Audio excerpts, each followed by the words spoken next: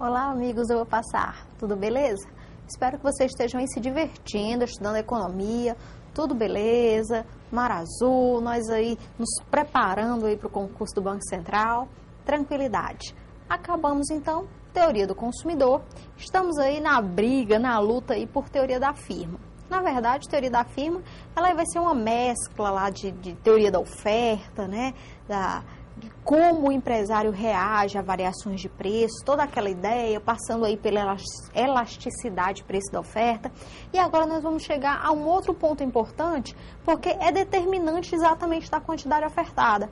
É a chamada, são pontos importantes da teoria da firma, que é chamada exatamente a teoria da produção e a teoria dos custos. Obviamente, impactam diretamente na quantidade ofertada. Por esse motivo, é objeto também de estudo do concurso de vocês, ok? Mas sem mistério, realmente, os assuntos de microeconomia são muito novos, porque a maioria dos alunos não tem, dos concursandos não tem contato com essa matéria, realmente requer um pouco mais aí de esforço matemático para entender, mas aí nós tentamos encontrar a melhor metodologia, a maneira mais fácil, mais clara de transmitir para vocês os assuntos de economia que, por acaso, alguns alunos sentem mais dificuldade. Bom, há pedidos também, porque muitos outros concursos, como ICMS São Paulo, muitos alunos me pediram que eu via, por favor, micro. Então, aí, pontos especiais de micro, vamos falar agora teoria da firma.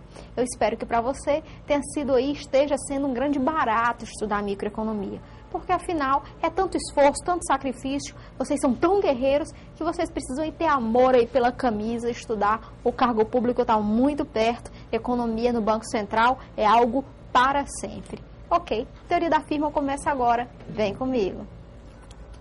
Bom, nós vamos englobar, como eu já falei na teoria da firma, tanto a teoria da produção como a teoria dos custos. E aí noções básicas vão ser apresentadas para vocês no que se refere a estes assuntos. Bom, o que seria essa função de produção, ou o que determinaria a função de produção? A quantidade de um bem X qualquer poderá ser produzida por uma firma, que poderá ser, o que deverá ser produzida por uma firma, é exatamente uma função da dotação dos fatores utilizados no processo produtivo. E vocês continuam lembrando lá dos fatores de produção? Terra, capital, trabalho, tecnologia, capacidade empresarial. Esses fatores determinam sim e muito a função de produção. O como produzir, o que produzir, em que quantidade produzir, sem ter à disposição os fatores de produção. Eles são importantíssimos. Bem, a função de produção é apenas uma função que indica a relação entre o volume dos fatores, principalmente na teoria da produção, como vamos tratar de produção, principalmente os dois principais fatores são capital e trabalho. Então, a função de produção é apenas uma função que indica a relação entre o volume dos fatores capital e trabalho, os dois principais, utilizados no processo produtivo, e o final, ou o volume final de produto obtido. Eu gostaria só de ressaltar por que são utilizados capital e trabalho e não os outros fatores de produção. Primeiro, porque nós estamos fazendo agora, a teoria da produção, ela vai fazer uma modelagem desses fatores. E eu preciso aí tentar simplificar a realidade. Eu preciso explicar como a produção é realizada a partir dos fatores mais simples, que seriam a quantidade de máquinas, de equipamentos necessários à produção e também a quantidade de trabalhadores envolvidos nesse processo produtivo. Eu vou ter que admitir, então, que terra e tecnologia são constantes neste momento, tá? Principalmente numa análise de curto prazo. Enquanto que capacidade empresarial é exatamente a combinação desses fatores. Eu também tenho que aceitar, eu tenho que admitir, eu tenho que supor que ela será constante. Sendo assim, a função de produção, ela vai exatamente englobar, ou vai apresentar a produção, a quantidade produzida, o volume de produção, a partir da utilização de dois dos fatores de produção. Pois bem, uma função de produção, em sua forma mais simples, ela vai ser exatamente representada por esses dois fatores.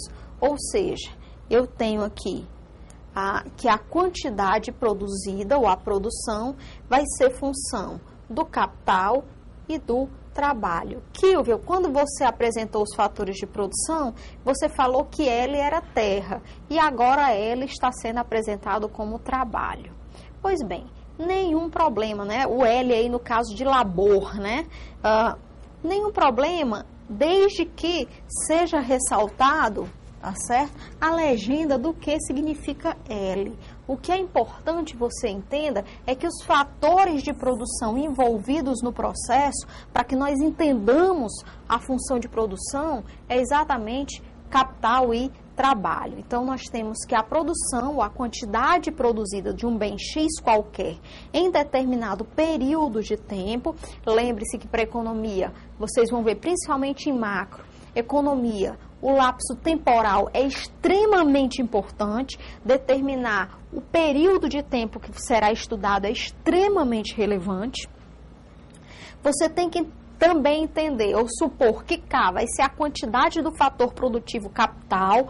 Lembre-se comigo, lembre mais uma vez, capital não é dinheiro, não é capital financeiro, é capital produtivo. Para produzir é necessário máquinas, equipamentos, tá?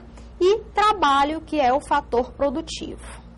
Ora, imagine o seguinte: para que as aulas do Eu Vou Passar sejam prestadas, é preciso que pelo menos 2 dos fatores de produção estejam envolvidos no processo. Imagine o seguinte: obviamente que você vai imaginar que todos os fatores vão estar envolvidos. Vamos imaginar então todos esses fatores?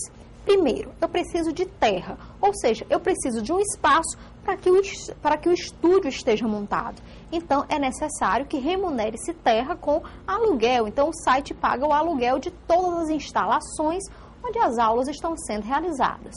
Bom, um segundo fator é importante, o fator trabalho. Eis aqui a mão de obra escrava que traz para vocês, ou que leva para vocês todo o conhecimento envolvido nos concursos que vocês estão estudando. Obviamente que existe uma remuneração para esse fator trabalho, que é salário. Bom, existe um terceiro fator de produção, que é o chamado capital, ou seja, seria impossível levarmos a vocês todas essas aulas, todo esse volume de informações no site, se não houvesse uma câmera, se não houvesse equipamentos. Eu tenho que voltar a fita um pouquinho e lembrar que o fator trabalho também tem os meninos, os rapazes aqui que nos ajudam nas filmagens, né? O Hernani, o Cláudio, eles têm aí nos ajudado nas filmagens, em como me tornar mais magra, a voz mais bonita. Não sei se tem conseguido, mas eu espero que pelo menos aulas bem mais agradáveis. Bom, então isso é exatamente o fator trabalho. O fator capital é que nós necessitamos de uma câmera, necessitamos de computador, necessitamos de programas que possam fazer, unir exatamente tudo que é envolvido no site e tudo aquilo que é gravado e conseguir juntar as facetas do que é gravado para o que é ouvido, para o que é mostrado na lousa. É necessário também a luz eletrônica, toda a preparação do estúdio. Então, o capital é fundamental para que esse serviço seja prestado. Um outro fator, obviamente, tecnologia, porque sem ela, jamais vocês teriam aí em casa, na comodidade do lar, o site, tanta comodidade, tanta facilidade para estudar e conseguir alcançar o seu alvo, que é o seu emprego público. Também necessitamos de alguém para administrar a bodega, não é? Precisamos de alguém aqui para administrar, e também tem todos os nossos colegas, nossos amigos que trabalham lá em Recife exatamente para administrar essa quantidade de professores, de concursos, de informações e de aulas que são postadas diariamente para vocês no site. Então, eu quero que você entenda que para que um serviço seja prestado ou para que um bem seja produzido, todos os fatores de produção estão envolvidos. Bom, mas eu preciso simplificar a realidade, eu preciso facilitar a minha vida, eu preciso encontrar respostas úteis à sociedade. Vou fazer o seguinte, vou trabalhar com 2 dos principais fatores de produção. Vou dizer que é capital, ou seja, máquinas e todo o equipamento, imaginando que a tecnologia esteja... Vou aplicar em um ceteris paribus no terra, na tecnologia e na capacidade empresarial, ainda admitindo que elas existam, e vou começar a variar a quantidade de máquinas, equipamentos, a quantidade de capital físico, e vou variar também a quantidade de professores e técnicos para que o programa aqui, né, para que o site ele venha ao ar. Tá certo? Então, eu quero que você entenda o seguinte, vamos então modificar e alterar a quantidade do fator trabalho e a quantidade do fator capital. Vem comigo. Bom, no entanto, há um tipo específico de função de produção que nos interessa. Rapaz, essa é a mais famosa função de produção, conhecida e trabalhada e tratada. Acredito até que se na prova de vocês vier algum dia a Sesgran Rio for trabalhar esse tipo de assunto, que é possível, obviamente, a função queridinha, a preferida é essa aqui, que é a chamada função Cobb-Douglas,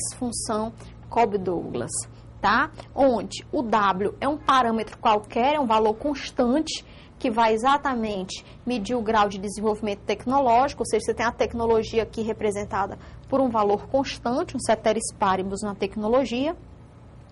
Alfa e beta também são duas constantes. Alfa e beta são duas constantes que nos informam sobre a importância relativa da mão de obra e do processo produtivo, ou seja, que o peso ou a relevância do capital, o peso ou a relevância do trabalho. E aí você tem a função de produção, ou seja, a produção determinada a partir de tecnologia, capital e trabalho. Essa função do tipo Cobb-Douglas, ela é a mais fácil de trabalhar, porque quando nós estamos estudando economia e desenvolvendo modelos econômicos, é muito mais fácil derivar essa função, trabalhar com a questão logarítmica, o exponencial. É uma ferramenta muito útil, por isso levou o nome aí desses dois estudiosos, tanto Cobb como Douglas, e aí traz para nós a função mais importante ou a mais relevante em termos de montagem de produção para as empresas. No caso microeconômico nós estamos estudando. Então vamos pegar um exemplo aqui. Suponha, por exemplo, que os engenheiros de uma empresa A qualquer, após analisarem o processo produtivo da empresa, determinaram que essa se comporta de acordo com a seguinte função de produção Cobb-Douglas. Então, você tem aqui que o produto, olha, representado pela letra Y, é igual a 4. 4 aqui no nosso caso é uma constante representativa da tecnologia. K, que é o capital, elevado a 0,5. L, que é trabalho, elevado a 0,5. Se, por acaso, a empresa A dispuser, num determinado período de tempo, de 100 trabalhadores e de 4 máquinas, como nós teríamos aí a montagem dessa equação? Nós teríamos 4 vezes 4 máquinas, 4 elevado a 0,5 vezes 100 trabalhadores, 100 elevado a 0,5. Seria essa a nossa quantidade produzida ou a nossa função de produção, mas espera aí, quero chegar lá. Qual, então, o volume de produto obtido? Para responder, então, essa pergunta, basta apenas substituir os valores que eu, ansiosamente, já fiz para vocês. Opa! Então, você tem o seguinte, aqui você teria 4 vezes. Você sabe que 0,5, a potência 0,5 significa raiz quadrada, né? Então, você teria que a raiz quadrada de 4, que é 2, e aqui você teria a raiz quadrada de 100, que é 10. Isso significa que 4 vezes 2, 8. 8 vezes 10, 80. Ou seja, você teria aí uma empresa produzindo 80 unidades de produto num determinado período de tempo. Esse período de tempo pode ser um dia, pode ser uma semana, pode ser um mês, pode ser um ano, né? Se você pensar, sei lá, tratores, tá? Então, esse é o volume de produção a partir desses fatores de produção, tá certo? Da utilização dos fatores capital e trabalho. Bom, avançando aqui, após termos analisado o significado da função de produção e um de seus exemplos mais populares, vejamos então como se comporta a produção de uma firma no curto e no longo prazo.